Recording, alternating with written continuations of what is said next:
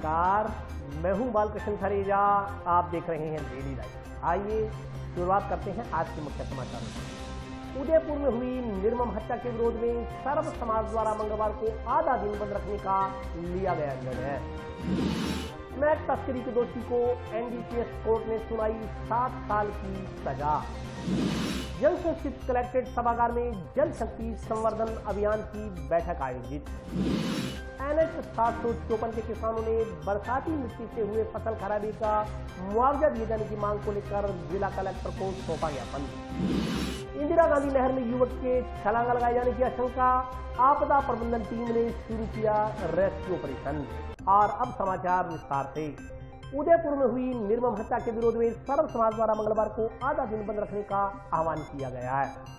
उदयपुर में हुई निर्मम हत्या के विरोध में सर्व समाज की ओर से मंगलवार को हनुमानगढ़ जंक्शन एवं टाउन का बाजार आधा दिन बंद रखने का आह्वान किया गया है। बंद को सफल बनाने के लिए सर्व समाज के नागरिकों की एक बैठक का आयोजन सोमवार को जंक्शन की दुर्गा मंदिर धर्मशाला में किया गया। बैठक में विश्व हिंदू परिषद और बजरंग दल के प्रांत सह संयोजक आशीष पारिक ने कहा कि उदयपुर में हुई जघन्य हत्या का प्रभाव पूरे देश पर पड़ा है। पूरे राज्य में अलग अलग समय में बाजार बंद कर सभी ने अपना रोष प्रकट किया। इसी क्रम में जंक्शन एवं टाउन का बाजार बंद रखने का निर्णय लिया गया। यह शहर वासियों की संवेदना ही है कि उन्होंने आगे बढ़कर बंद करने का निर्णय लिया है। बैठक में उपस्थित भाजपा जिलाध्यक्ष बलबीर बिश्नोई ने बंद को समर्थन देते हुए कहा कि तमाम वर्गों का दायित्व बनता है कि समाज में घटित हो रही गलत वारदातों का विरोध किया जाए तथा ऐसे घटनाक्रमों की निंदा कर दोषियों को सजा दिलाने का प्रयास किया जाए। बंद में सभी व्यापारिक एवं सामाजिक संगठनों ने अपना अपना सहयोग देने की बात कही। आशीष पारिक ने कहा कि बाजार बंद को सफल बनाने के लिए व्यवस्थाएं की गई हैं ताकि किसी को भी परेशानियों का सामना नहीं करना पड़े। इसके लिए 4-5 कार्यकर्ताओं की एक टोली बनाकर इस व्यवस्था में लगाया गया है। सभी दुकानदार एवं व्यापारी स्वतः ही बंद रखकर अपना सहयोग करने की बात कह रहे हैं। फिर भी कोई समस्या न हो, इसके लिए सभी से समझाइश कर बंद में सहयोग का आग्रह किया गया। उन्होंने सभी दुकानदारों से आधा दिन अपने अपने प्रतिष्ठान बंद रखकर मानव संवेदना के इस बंद को अपना समर्थन सहयोग देकर मृतक दर्जी कन्हैया लाल को श्रद्धांजलि देने का आह्वान किया। जैसा कि आप सभी को विदित है, उदयपुर में जो एक जघन्य घटना हुई थी उसके विरोध में पूरे प्रदेश में ही पूरे देश में गुस्सा है, रोष भी है और साथ ही कन्हैया लाल जी के प्रति अपनी संवेदनाएं और उनको व्यक्त करने के लिए हर जगह अपने हनुमानगढ़ जिले में भी बंद के आयोजन हुए हैं। इसी क्रम में अपने हनुमानगढ़ में भी कल बंद हो रहा है। हनुमानगढ़ बंद आधा दिन के लिए रहेगा। और सबसे बड़ी बात ये है कि ये सर्व समाज जो है इसमें निकल करके आगे आया है और सर्व समाज ने आगे बढ़कर कहा है कि ये सभी से जुड़ा हुआ मुद्दा है और सभी व्यापार मंडल, व्यापार संघ आदि से समर्थन लेकर के और इस बंद को किया जा रहा है। उसी के निमित्त आज हम अपनी योजना के लिए बैठे हैं ताकि शासन की जो 144 उसकी भी पालना हो और बंद भी स्वतः स्फूर्त हो और बिल्कुल सामान्य की तरह बंद रह करके और फिर जो है बिना किसी समस्या के निर्विघ्न रूप से ये बंद जो है का सफल। डिमांड यही है कि सबसे बड़ी बात तो ये है कि ये इसको डिमांड में नहीं लेकर के आप एक इस तरीके से लीजिए कि ये एक रिमांड है, यानी जो विघटनकारी शक्तियां हैं उनको ये पता लग जाए कि किसी एक व्यक्ति की घटना नहीं है, ये पूरे समाज की है और यदि ऐसी होती है तो पूरा समाज इसके लिए आगे निकल करके आएगा और जो भी बन पड़ेगा वो करेगा। आज ये सर्व समाज की बैठक है। अभी व्यापारिक प्रतिष्ठानों के प्रतिनिधि भी मौजूद हैं। जो उदयपुर में एक जघन्य घटना हुई उसके विरोध में पूरे देश और प्रदेश में लोगों ने इस घटना की निंदा की है और रोष स्वरूप अपने प्रतिष्ठान भी बंद रखे हैं। और सरकार की धारा 144 होने के बाद लोगों ने जुलूस वगैरह तो नहीं निकाले, लेकिन लोगों ने स्वेच्छा से अपने प्रतिष्ठान कई जगह एक पूरा दिन, कई जगह आधा दिन बंद रखा।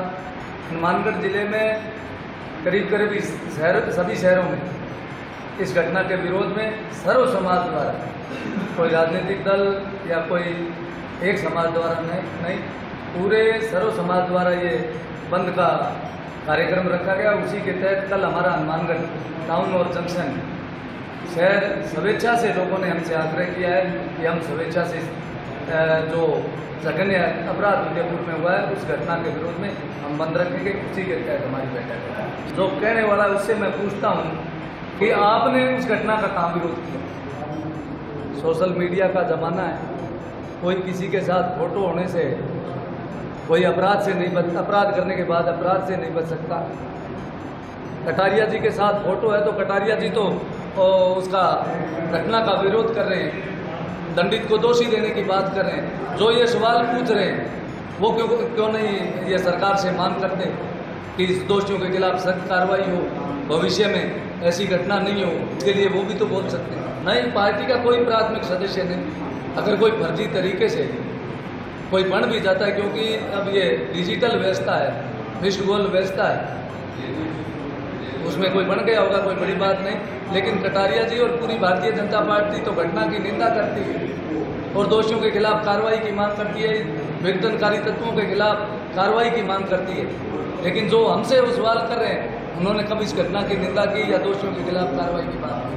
अदालत ने स्मैक तस्करी के एक आरोपी को 7 साल की सजा तथा 1.5 लाख रुपए के जुर्माने से दंडित किया है। एनडीपीएस कोर्ट के न्यायाधीश ने आज 16 ग्राम स्मैक तस्करी के आरोपी को 7 वर्ष के कठोर कारावास और 1.5 लाख रुपए के जुर्माने से दंडित किया है। इस संदर्भ में जानकारी देते हुए एनडीपीएस के विशिष्ट लोक अभियोजक दिनेश धादिच ने बताया कि गिरधारी लाल पुत्र जुगल किशोर निवासी वार्ड नंबर 17 पीलीबंगा के विरुद्ध माननीय न्यायालय में चालान प्रस्तुत किया गया। विचारण के दौरान अभियोजन पक्ष द्वारा 9 गवाह परीक्षित करवाए गए। विचारण के पश्चात और दोनों पक्षों की सुनवाई करने के बाद आज माननीय विशिष्ट न्यायाधीश श्री रूपचंद सुथार द्वारा सुनवाई के पश्चात दोषी गिरधारी लाल को अवैध स्मैक बिना लाइसेंस के अपने कब्जे में रखने के आरोप में उक्त सजा से दंडित किया। विशिष्ट लोक अभियोजक दिनेश धादिच ने आरोपी गिरधारी लाल को पूर्व में दिनांक 2/11/2018 को एनडीपीएस के अन्य मामले में हुई सजा के संदर्भ में निवेदन करते हुए धारा 31 एनडीपीएस एक्ट के अंतर्गत वर्णित दंड से दंडित करने का आग्रह किया तथा समाज में बढ़ते हुए अपराध को दृष्टिगत रखते हुए मुलजिम को अधिकतम दंड से दंडित करने का निवेदन किया।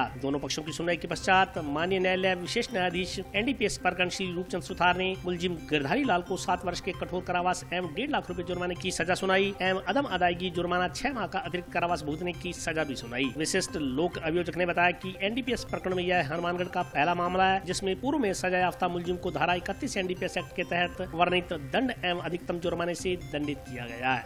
आज माननीय न्यायालय ने एनडीपीएस प्रकरण के एक मामले में दंडित मुलजिम को किया है, जिसके अंतर्गत मुलजिम गिरधारी लाल पुत्र जुगल किशोर निवासी मंडी पीलीबंगा को 10/5/2019 को थानाधिकारी पीलीबंगा ने 16 ग्राम अवैध स्मैक सहित पकड़ा था। उसके बाद अनुसंधान पूर्ण कर चालान माननीय न्यायालय में प्रस्तुत किया गया। विचारण के दौरान अभियोजन पक्ष द्वारा 9 गवाह करवाए गए। उसके पश्चात माननीय न्यायालय ने दोनों पक्षों की सुनवाई के पश्चात 2/7/2022 को मुलजिम को 8/21 एनडीपीएस एक्ट के अपराध में दोषी किया था। आज सजा के बिंदु पे सुनवाई हुई, जिसमें अभियोजन पक्ष ने धारा 31 एनडीपीएस एक्ट के अंतर्गत वर्धित दंड की मांग करते हुए न्यायालय को बताया कि मुलजिम गिरधारी लाल को 2/11/2018 को पूर्व में भी अवैध स्मैक के केस में इस न्यायालय द्वारा दंडित किया है। इसलिए धारा 31 एनडीपीएस के अंतर्गत वर्धित दंड से दंडित किया जाना विधिक प्रावधानों के अनुसार आवश्यक है, जिस पर माननीय न्यायालय द्वारा आज सुनवाई की गई। उसके पश्चात आरोप सुनाया गया। इसके पश्चात आज फैसला सुनाया गया, जिसमें 7 वर्ष के कठोर कारावास और अधिकतम 1.5 लाख रुपए जुर्माना की सज़ा से गिरधारी लाल मुलजिम को सज़ा सुनाई है। इस सज़ा पर मेरा यह मानना है कि समाज में बढ़ते हुए अवैध नशे के व्यापार पर अंकुश लगेगा। युवा पीढ़ी जो नशे की तरफ बढ़ रही है, अपराधियों में भय व्याप्त होगा। युवा पीढ़ी को बचाने का यह एक अच्छा प्रयास है। जल शक्ति अभियान की एक बैठक जंक्शन स्थित कलेक्ट्रेट सभागार में आयोजित की गई।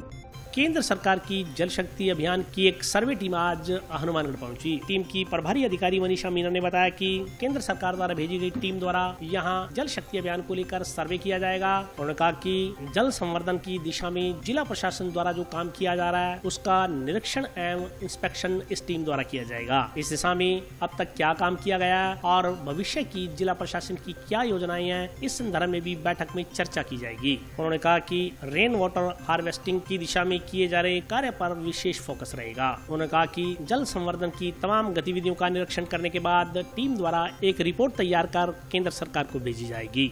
हम लोग सेंट्रल टीम है, हम लोग यहाँ पर आए हैं हनुमानगढ़ में। यहाँ पर जल शक्ति अभियान 2022 का जो कैंपेन है सेंट्रल गवर्नमेंट का, उस सिलसिले में यहाँ पर आए हैं, जिसकी थीम है catch the rain where it falls when it falls. तो बेसिकली वही जल संरक्षण के सिलसिले में जो ये डिस्ट्रिक्ट काम कर रही है, उस सिलसिले में हम यहाँ पर इंस्पेक्ट करने आए हैं। यहाँ के जो ऑनगोइंग वर्क्स हैं, जो आगे कंप्लीट हो चुके हैं और जो आगे प्लान किए गए हैं एज पर द टारगेट्स, वही सब हम लोग देखने के लिए आए हैं।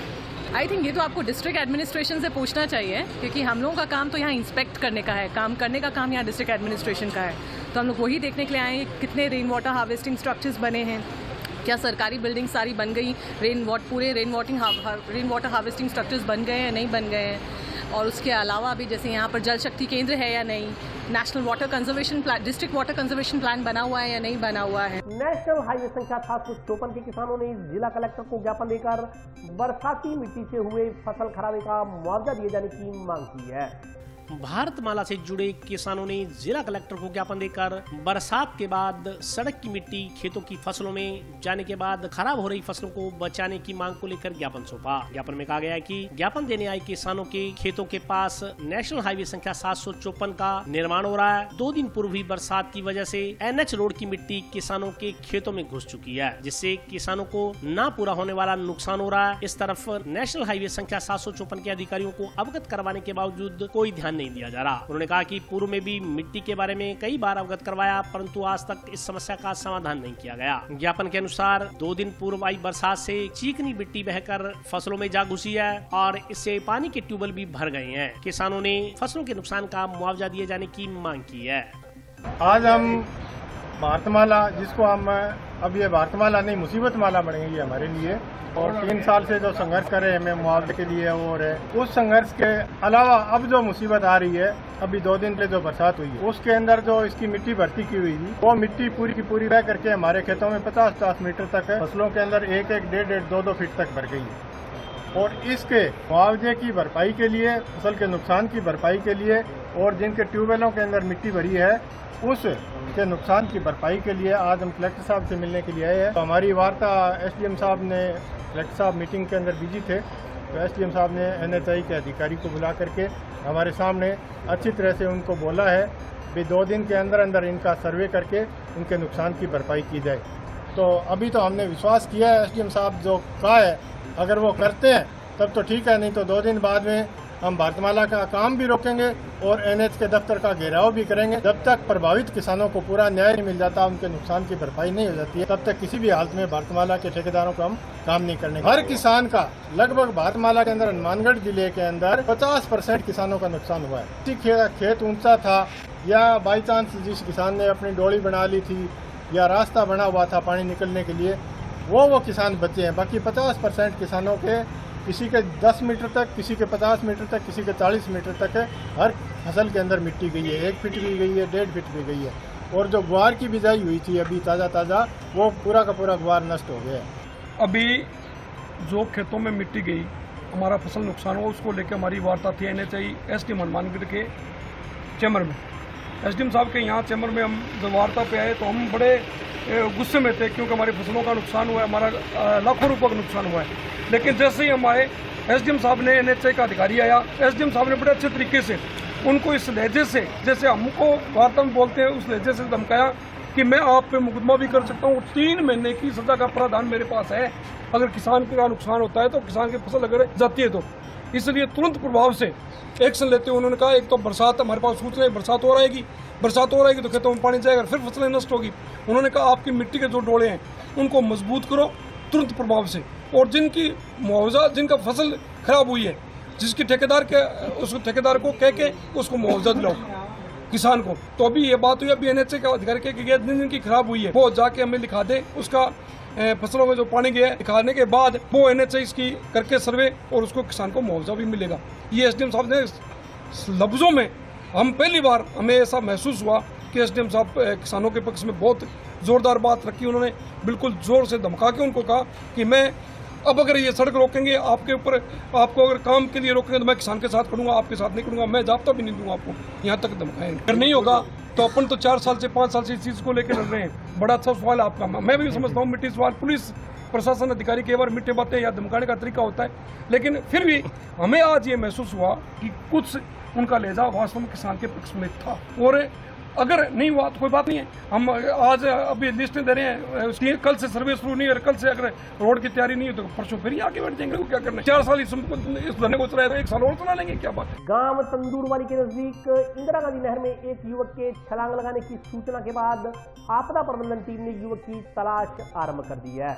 गांव राठीखेड़ा से निकलने वाली इंदिरा गांधी नहर के पुल के पास एक युवक के गिरने की आशंका के चलते आपदा प्रबंधन टीम ने रेस्क्यू ऑपरेशन शुरू किया है। इस संदर्भ में जानकारी देते हुए आपदा प्रबंधन टीम के सदस्यों ने बताया कि सुबह 11 बजे पुलिस द्वारा उन्हें सूचित किया गया कि उक्त पुल के पास किसी युवक ने छलांग लगा दिया है। इस पर उन्होंने अपनी टीम के सदस्यों को नहर में उतारा, लापता युवक की तलाश की जा रही है। उन्होंने उम्मीद जताई कि युवक को सकुशल नहर से निकाल लिया जाएगा। उन्होंने जानकारी दी कि नहर में कूदने वाले व्यक्ति का नाम जनक सिंह है तथा वह गांव पीर कामड़िया का रहने वाला है।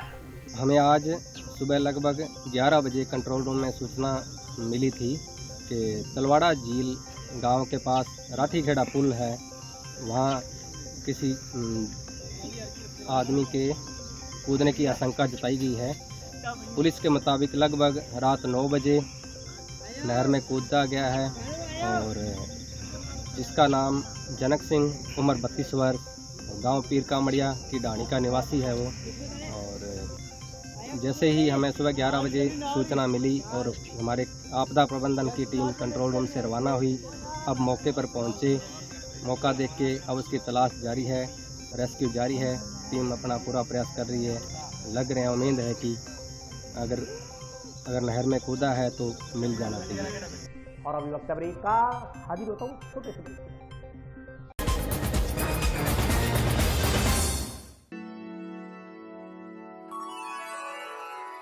यूं तो कई बार मुझे हंसते देखा है, पर ये हंसी कुछ और है। ये गहना मुझ पर जचता है, पर ये महज एक गहना नहीं, ये रूपरेखा है मेरे मन की, हंसती खिलखिलाती लहरों की, जो आतुर थी अब तक मुझ पर सजने को। इसलिए ये गहना ही मेरा सच्चा श्रृंगार है, श्रृंगार है, श्रृंगार है।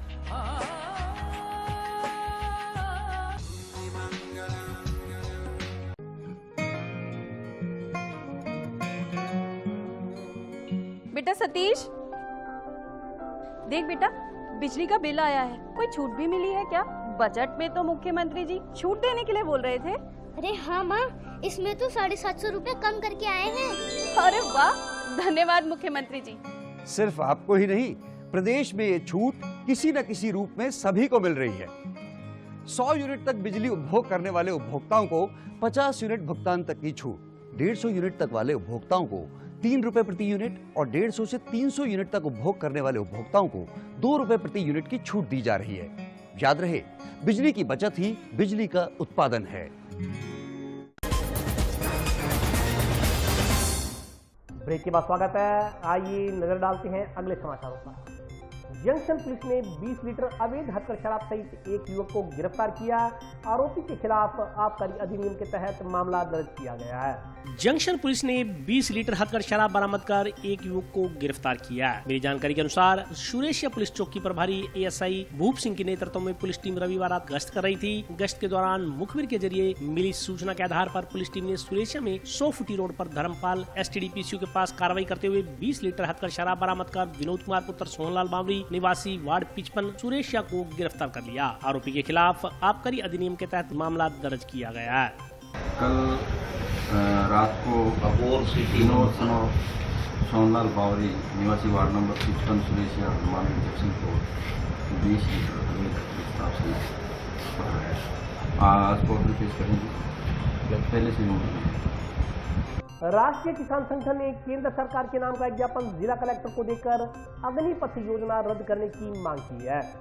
राष्ट्रीय किसान संगठन के सदस्यों ने जिला कलेक्टर के माध्यम से रक्षा मंत्री को ज्ञापन भेज सेना भर्ती की अग्निपथ योजना को रद्द किए जाने की मांग की है। ज्ञापन में कहा गया है कि सरकार जो अग्निपथ योजना लेकर आई है उस योजना से देश के युवाओं को लाभ होने की बजाय हानि ही होगी। यह योजना भारत को दोबारा गुलामी की ओर धकेलेगी। इस योजना के घातक परिणाम निकलेंगे। देश को गुलाम होने में देर नहीं लगेगी। ज्ञापन में कहा गया है कि कारगिल के युद्ध में पाकिस्तानी सैनिकों को हटाने के लिए गोरखा रेजिमेंट लगाई गई थी, लेकिन कोई पार नहीं पड़ी। 3 पहाड़ियों पर पाकिस्तान ने कब्जा कर लिया। जो युद्ध में सक्षम सिख रेजिमेंट टुकड़ी थी, फिर उसको लगाना पड़ा। तब जाकर पाकिस्तान सेना को पीछे हटना पड़ा। ज्ञापन में कहा गया है कि केंद्र की भाजपा सरकार के शासन में चीन भारत के उत्तराखंड में गांव के गांव बसा रहा, लेकिन भारत सरकार कुछ नहीं कर पा रही। ज्ञापन में कहा गया है कि केंद्र सरकार ने तीनों बिल वापस होने के बाद MSP कानूनी बनाने का वायदा किया था, लेकिन किसानों ने अपने वायदे के अनुसार आंदोलन तो स्थगित कर दिया, मगर केंद्र सरकार ने अपना वायदा नहीं निभाया। ज्ञापन देने वालों में संभागीय अध्यक्ष बद्रीनाथ जाखड़, प्रदेश अध्यक्ष गुरतेज सिंह सहित अन्य किसान शामिल रहे।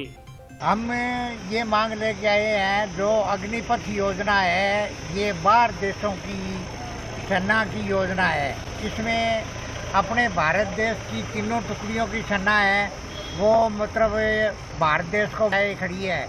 जैसे कारगिल वाला युद्ध हुआ था, कारगिल वाले युद्ध के अंदर मतलब चीन ने और पाकिस्तान ने पहाड़ियों पर कब्जा कर लिया था, और इसके अंदर कब्जा होते हुए वो अपने थोड़ी सी भारत देश की वो तीनों टुकड़ियों को साथ में लगाया। उसके बाद में वो जो मतलब सिख रेजिमेंट की योजना थी, उसके बाद में एक वो उसको बुलाया, तब इन्होंने जाकर वो फौजियों ने वो चीन वालों को और पाकिस्तान को हटाया। मांग है कि ये अग्निपथ योजना एक ऐसी योजना है जो देश को कमज़ोर कर रही है और वापस गुलामी की ओर भारत देश जा रहा है। ये अग्निपथ योजना कभी काम नहीं होगी।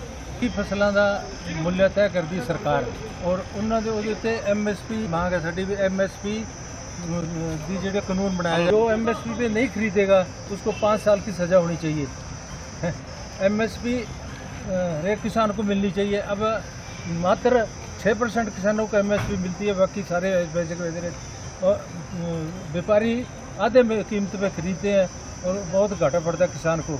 और जो टैक्स भी किसान से वसूलते हैं, जो इनकम टैक्स अपना सेल टैक्स है वो भी किसान से वसूल। हमारी मांग है भी MSP का कानून बनाया जाए, उसमें प्रावधान रखा जाए 5 साल की सजा और MSP के नीचे जो खरीदेगा। श्रमिकों ने नरेगा के तहत काम दिए जाने की मांग को लेकर ग्राम पंचायत मक्कासर के समक्ष प्रदर्शन किया। मनरेगा श्रमिकों ने नियमित रूप से काम दिए जाने तथा मैट द्वारा बरती जा रही लापरवाही को दूर करने की मांग को लेकर ग्राम पंचायत मक्कासर के समक्ष प्रदर्शन किया। नरेगा श्रमिकों ने बताया कि उन्हें नियमित रूप से काम नहीं दिया जा रहा, इसके अलावा नरेगा के मैट द्वारा पूरी तरह लापरवाही बरती जा रही है। उन्होंने कहा कि मैट द्वारा कहा गया कि उनके लिए हेड पर काम की व्यवस्था की गई है, तमाम श्रमिक वहाँ चले जाएं। उन्होंने कहा कि जब कई किलोमीटर दूर गाँव के श्रमिक हेड पर पहुँचे तो वहाँ उपस्थित लोगों ने उन्हें काम देने से इनकार कर दिया। इस दौरान जब उन्होंने मैट से इसकी शिकायत की तो मैट ने कहा कि वे लोग समय पर काम पर नहीं पहुंचे, इसलिए उन्हें काम नहीं दिया जाएगा। श्रमिकों ने कहा कि मैट की लापरवाही के चलते उन्हें काम नहीं मिल पा रहा तथा दर दर की ठोकरें खानी पड़ रही हैं। नरेगा श्रमिकों ने संबंधित अधिकारियों से उनकी समस्याओं को दूर कर उन्हें काम दिलवाए जाने की मांग की है। हम शुरू से हमारे को बोला कि तुम लोग ना हेड पे पहुँचना 6 बजे। हमने 6 बजे पहुँच चुके थे, 6 बजे पहुँच गए हम। हाँ, बाद में उसने हमारे को मेट बोला कि भाई तुम्हारा यहाँ नाम नहीं है। हम हेड से वापस चले आए इस नहर पे, कितनी दूर पड़ती है गांव वाली नहर पे। यहाँ से हमारे को आते पानी बोल दिया कि तुम्हारी हाजिरी कट गई है, आप घर जाओ। आज पहला दिन था। फिर हमने यहाँ आके बैठ गए। लापरवाही तो मेट की है, जो हमारे को हेड पर भेजा, जो हमारे को मेट को हमने फोन करवाया मेट के पास, भाई फोन कर दो आप लोग, तो हमारे को भाई फोन हाजिरी लग जाएगी हमारी। और उसने बोला हाजिरी नहीं लगेगी आपकी, घर जाओ आप। हमने फिर इस भैया को बुला लिया। 6 बजे को टाइम दियो। कल मैं काम पर आया, जो का मन के हेड पर नाम था। मेरे को पढ़िया लिखा तो आको नाम मोबाइल है मारखने, मैं तो अनपढ़ा। मन के हेड पर जाइयो, मैंने उधर जनी हेड पर चली गई। मैं बैठे बैठी रही, कोई मेट आयो को मेट आयो लेट भी ने पूछो मगर भाई मारो नाम, तो का थार नाम है गुरुजी कने के। तो बठू में एयरपोर्ट चाली में गुरुजी कने आई गांव वाली पुलिस पकड़ती को नहीं बठे आई में बठू आऊँ तो पानी मगर भाई जी मारी हाजिरी तो क्या हाजिरी तो क्या भाई ऑनलाइन हो गया फोटो सारे निकल गया कहे अब थारे हाजिरी कौन लगे घरे चली जाओ थे मैं घर पर आ गई मेटो की है सरपंच नहीं हुई हमारा मेंबर है गली का उसी के साथ हुई मगर भाई हमारे को निकालने लग रहे काम से और काम पर नहीं लगाने लग रहे मुझको हम सरपंच के मोबाइल नंबर मांगे मगर हमारे से बात करा दो सरपंच से भाई कोई मेंबर से तो क्या हमारे पास नंबर ही नहीं है क्या कहाँ से बात कराऊँ तुम्हारे हाँ लेट कर दो लेट कर आरपीएफ द्वारा आजादी का अमृत महोत्सव के तहत निकाली जा रही जागरूकता रैली आज जंक्शन स्थित रेलवे स्टेशन पर पहुंची। आजादी के 75 वर्ष पूर्ण होने के तहत मनाए जा रहे अमृत महोत्सव के तहत आज आरपीएफ की rally Hanumangarh junction railway station पर पहुंची। इस संदर्भ में जानकारी देते हुए आरपीएफ के थाना प्रभारी उदय सिंह चौहान ने बताया कि यह बाइक रैली 1 जुलाई को बीकानेर से रवाना होकर सूरतगढ़, श्रीगंगानगर, रायसानगर सहित अन्य शहरों में होती हुई आज हनुमानगढ़ जंक्शन पहुंची। रैली के हनुमानगढ़ जंक्शन स्टेशन पहुंचने पर विभिन्न अधिकारियों द्वारा रैली का स्वागत किया गया। उन्होंने बताया कि यह रैली कल बठिंडा के लिए रवाना होगी। इसके अलावा विभिन्न स्थानों का भ्रमण करते हुए यह रैली 7 जुलाई को जयपुर पहुंचेगी। स्टेशन निरीक्षक नगेंद्र सिंह ने रैली के संदर्भ में जानकारी देते हुए बताया कि उक्त रैली ने अब तक 330 किलोमीटर तक की यात्रा तय कर ली है। इसके अलावा यह रैली लगभग 1200 किलोमीटर की यात्रा करते हुए जयपुर पहुंचेगी। उन्होंने कहा कि इस रैली को निकालने का मुख्य उद्देश्य आम जन में राष्ट्रीयता की भावना को जागृत करना है। एक्चुअल में क्या आज़ादी के 75 वर्ष को मद्देनजर रखते हुए अमृत महोत्सव के दौरान आरपीएफ बाइक रैली का आयोजन रखा गया था। ये दिनांक 1 को 7 को वहाँ से बीकानेर से रवाना होकर सूरतगढ़, हनुमानगढ़, रायसिंहनगर होती हुई आज दिनांक 4/7/2022 को अपने हनुमानगढ़ स्टेशन पहुँचने पर इस बाइक रैली का स्वागत किया गया है, जिसमें श्रीमान AN सेकंड अपने हनुमानगढ़ द्वारा इनका स्वागत करवाया गया। और उसके बाद में आज दिनांक स्टे करेगी यही रैली, फिर दिनांक कल 5/7/2022 को रैली बठिंडा के लिए रवाना होगी। तो इस प्रकार से पूरे डिवीज़न का भ्रमण करते हुए ये 7 तारीख को जयपुर पहुंचेगी सर। सभी हिसार, भिवानी, हिसार, सिरसा होते हुए जयपुर के लिए रवाना होगी। आज हनुमानगढ़ में आरपीएफ स्टाफ द्वारा आज़ादी के अमृत महोत्सव के शुभ अवसर पर यह वर्ष जो है आज़ादी का अमृत महोत्सव मनाया जा रहा है। उसके उपलक्ष्य में जो है आज़ादी ये आरपीएफ द्वारा बाइक रैली निकाली गई है, जो दिनांक 1/7/2022 को बीकानेर से रवाना हुई थी। बीकानेर से होते हुए लालगढ़, सूरतगढ़, गंगानगर होते हुए आज हनुमानगढ़ पहुंची है। इसने अब तक कुल 330 किलोमीटर की यात्रा कर ली है। अब कल इसका प्रोग्राम रहेगा कि यहाँ से जो है मंडी डबवाली, बठिंडा, सिरसा, हिसार होते हुए लगभग 1200 किलोमीटर की यात्रा करके जयपुर पहुँचेगी, जहाँ 14/7 को इस रैली का समापन होगा। और इसका उद्देश्य यह है कि लोगों को जागरूक किया जाए देश के प्रति, नेशनलिटी यानी राष्ट्रीयता की भावना पैदा हो हमारे अंदर कि ये राष्ट्र हमारा है, हम सब इस देश के नागरिक हैं, हमारा सबका कर्तव्य है इस देश की रक्षा करना। और कोई भी गलत जो हो रहा हो या कोई गलत काम कर रहा है तो उसको हम संदेश दें कि वो हमारे राष्ट्र के प्रति उसकी भावना जो है समर्पित रहे। क्षेत्र के किसानों ने सिंचाई विभाग के मुख्य अभियंता को ज्ञापन देकर जल वितरण समिति के चुनाव रद्द कराए जाने का विरोध किया है। गुंडागर्दी नहीं चलेगी, गुंडागर्दी नहीं चलेगी, पंचायत नहीं चलेगी, पंचायत। इलाके के किसानों ने सिंचाई विभाग के मुख्य अभियंता को ज्ञापन देकर जल वितरण समितियों के चुनाव रद्द करवाए जाने के निर्णय का विरोध किया। किसानों ने कहा कि सिंचाई विभाग द्वारा KSD, PTP, LLW, HRP व MJD के चुनाव की तारीख तय की गई थी और 4 जुलाई को मतदान होना तय हुआ था, लेकिन इस दौरान सिंचाई विभाग द्वारा 3 तारीख रात 7 बजे तमाम किसानों को सूचना भेजकर इस चुनाव के रद्द होने की बात कही गई। किसानों ने कहा कि सिंचाई विभाग के पास ऐसा कोई अधिकार नहीं है कि वो एक सूचना के माध्यम से चुनाव को रद्द कर सके। किसानों ने कहा कि यदि चुनाव को रद्द किया जाना था तो इससे पहले संबंधित उम्मीदवारों की एक बैठक बुलाई जानी चाहिए थी, जिसमें सहमति बनने पर ही चुनाव को स्थगित किया जाना चाहिए था। किसानों ने चेतावनी दी कि यदि शीघ्र ही नए चुनावों के लिए तारीख घोषित नहीं की गई तो किसान धरना प्रदर्शन करने को मजबूर होंगे। LLW जो लीलावाली से चुनाव की तारीख थी आज 4 4 तारीख को ये अध्यक्षों के चुनाव होने थे चेयरमैन के, तो उन्होंने 3 तारीख को रद्द कर दिए। शाम को 7 बजे हमारे पास मैसेज गया। हमारे को ये पूछना है कि इन्होंने क्या कारण हुआ रद्द करना पड़ा, इसकी क्या मजबूरी थी। ठीक है, हमको 1 महीना हो गया गाड़ी से और पैदल लोगों के पास गए, वोटिंग के लिए मिनटें भी करी और सेटलमेंट किया। अब मौके पे इन्होंने 3 तारीख को शाम को 7 बजे ये लेटर भेजते हैं और इसका मतलब क्या है, निरस्त किया जाता है कि हमारे कोई अधिकारी नहीं है। जब तो अधिकारी नहीं थे तो उससे पहले हमारे को आदेश दिए जाते तो फिर भी ठीक था। तो मौके पे 3 तारीख को संडे को शाम को 7 बजे करते हैं। क्योंकि ये कोई प्रक्रिया नहीं है, इनका कोई दबाव है तो हमारे को बताएं। हमारा राजनीतिक दबाव है, मांग यही है हमारे को, ये जो स्थगित की गई है ना डेट, तुरंत प्रभाव से चालू की जाए, तारीख दें और वोटिंग करवाएं। धरना प्रदर्शन करेंगे और जितना भी अध्यक्ष पद से हम हैं और जितनी भी हमारे पास फाइलें हैं वो उनका काम इनको दे दिया जाएगा। हमारे पास तो है नहीं है ना कुछ, तो इनको दे दिया जाएगा। ये कर लें और ये आगे किसकी बात मानते हैं, राजनीतिक दबाव से मानते तो वो करवा लें। वो अध्यक्षों के पास यही है। ये बात वहीं कहीं न कहीं आकर किसानों पे ही अटकती है। जहाँ जहाँ किसान अपना प्रभाव जमा रहा है, अपने हकों के लिए लड़ रहा है, जब उसकी जीत की इनको भनक लग जाती है नेताओं को, तो ये तरह तरह के ऑर्डर निकालते हैं। अब जो जिन वितरिकाओं के अध्यक्षों की वितरिका अध्यक्षों का जो चुनाव होने जा रहा था, उसमें किसी भी नेता की नहीं चल रही थी और जो 7-8 किसान LLW के एक जो किसान प्रतिनिधि है, बीपी अध्यक्ष है, वो इकट्ठे हो गए और इनकी दाल नहीं गली, तो इन्होंने ठीक से ऑर्डर निकाल कर ये मतलब चुनाव रद्द करवा दिए। तो हम ये मांग लेके आए हैं कि आपको ये अधिकार किसने लाओ कैंसिल करने का, जबकि वो आप इसका वितरिका प्रणाली का जो चुनाव का सिस्टम है उसमें ये कहीं नहीं है कि एक चीफ ऑर्डर निकाल सकता है चुनाव रद्द करवाने का।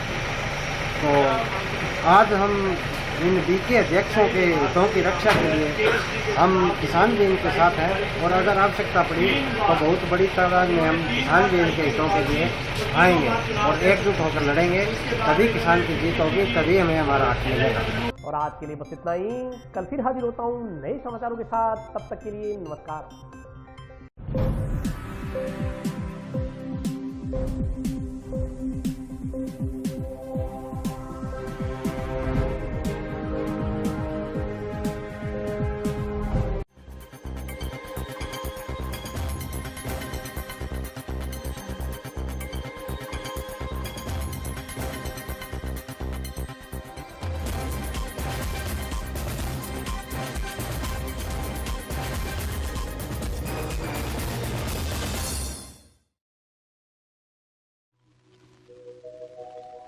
दुश्मन न करे दुआ